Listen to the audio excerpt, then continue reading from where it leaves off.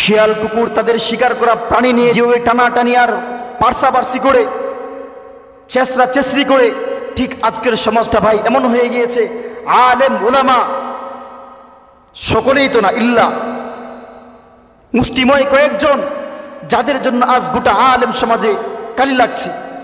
পুরা আলেম সমাজের সাদা সাদা কাপড়ে দাগ লেগেছে, হাতেময় মুষ্টিময় কয়েকজন ব্যক্তির জন্য। কুকুর যেমন একটাকে একটা দেখতে পারে না, শিকার একটা করে, তার সামনে মরা প্রাণী পড়ে থাকে, ঠিক সে নিজেও খাবে না, অপর ভাইকেও খেতে দিবে না, নিজে নিয়ে বসে থাকবে, সামনে নিয়ে বসে থাকে। আবার একটা আসে, তাকে দৌড়াইতে দৌড়াইতে 1-2 মাইল নিয়ে যায়, এদিক দিয়ে কাকে নিয়ে যায়, শিয়াল এটেনে টানাটানি করে নিয়ে যায়। আলেম সমাজটাকে আজকে জাতির সামনে কিছু কিছু নামধারী আলেম, কিছু কিছু দুনিয়াদারি মৌলবী পুরো আলেম সমাজটাকে আজ জাতির সামনে তুচ্ছ করে তুলে ধরছে। পুরো আলেম সমাজটাকে আজকে জাতির সামনে তুচ্ছ করে তুলে ধরা হচ্ছে। আলেম সমাজের টুরিনাদি দোষগুলোকে জাতির সামনে বড় বড় আকারে তুলে ধরা হচ্ছে। কিছুদিন পরে আপনারা সকলেই জানে না ফরিদউদ্দিন মাসুদ সাহেবের কথা। আমরা ওনার ইলম নিয়ে কোনো কথা নয়, উনি একজন বিদগ্ধ আলেম, যোগ্য আলেম, সেটা আমরা মানি, যোগ্য ব্যক্তি সেটা আমরা মানি। উনি তাহাজ্জুদ পড়ে সেটা আমরা মানি, তাসবিহ তাহলিল পড়ে সেটা আমরা মানি, আল্লাহ তাআলার জিকির আজকার গোপনে করে সেটাও আমরা মানি। তার এগুলো নিয়ে আমাদের কোনো কথা নাই। আমাদের কথা হলো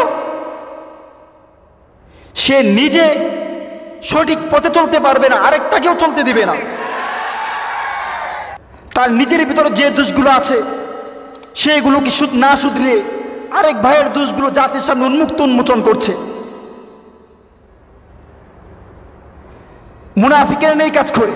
শাহবাগে যে ঘটনাগুলো ঘটেছে, বিশেষ করে আল্লামা দিলওয়ার হোসেন সাইদি নাওয়ারাল্লাহু মারকাদাহু সাকাল্লাহু সারাহু ওয়া জাআলাল জান্নাতা মাসওয়ার ব্যাপারে যে ফাঁসির রায়, সর্বপ্রথম ফাঁসির আবদার এবং ফাঁসির কথা সে তুলে ধরেছে। এখানে ইতিহাস আমরা ভুলে যাই নাই।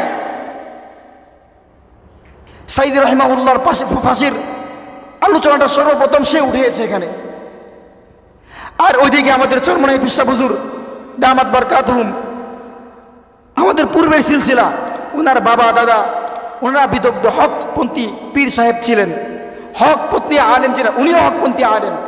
তো উনি দেখলাম কিছুদিন পূর্বে ফরিদউদ্দিন মাসুদ সাহেব ওনার ব্যাপারে এক মজলিসে বলতেছে, অনেক বড় আলেম, অনেক বড় দাঈ, অনেক বড় পীর সাহেব, খানকাওয়ালা সানকাওয়ালা যাই বলেন, তসবিহ টানে, তাহাজ্জুদ পড়ে, এগুলো আমরা অস্বীকার করি না, মানি। ওনার বেয়াই লাগে নাকি তালুই লাগে, এই আলোচনাগুলো তুলে ধরেছে উনি, বেশ ভালো কথা। তো ওনার দোষগুলো ভাই একটু তুলে ধরতেন আপনি। উনি তো আলেমদের সমাজে থেকে আলেমদের সাথে উঠা বসা করে, আলেমদের সাথে এক প্লেটে খানা খেয়ে, এক দস্তরখানে খানা খেয়ে, এক বেডে ঘুমে আলেমদের বিরোধিতা করছে ভাই। রাসূলের মজলিসে শুধু সাহাবী ছিল না, মুনাফিকও ছিল। মুনাফিক কোন বেশে ছিল? সাহাবীদের বেশে মুনাফিক ছিল। মুনাফিকও সাহাবীদের নিয়ে জুব্বা পড়তো, মুনাফিকও সাহাবীদের নিয়ে পাগড়ি পড়তো, মুনাফিকও সাহাবীদের নিয়ে মিসওয়াক করতো, মুনাফিকও 5 ওয়াক্ত নামাজ পড়তো। তলে জিহাদে যাওয়ার জন্য তলে তলে জিহাদে যাওয়ার ব্যাপারে পিছিয়ে থাকতো। যেগুলা তাদের মনের বিরুদ্ধে, এগুলার ব্যাপারে গুঞ্জন করতো, নিচে নিচে তলে তলে গুঞ্জন করতো। আমি বলতে চাই ভাই, আলেম হয়েছেন, ভালো হয়েছেন, আপনার ছাত্র হওয়ার যোগ্য নন। আপনি আলেম ভালো, সেটা মানি। আলেম শয়তানের কম ছিল না, শয়তানের আলেম কম ছিল না। সমস্ত ফেরেশতাদের শিক্ষক ছিল শয়তান। এই জন্য কি সে গ্রহণযোগ্য হয়ে গেছে?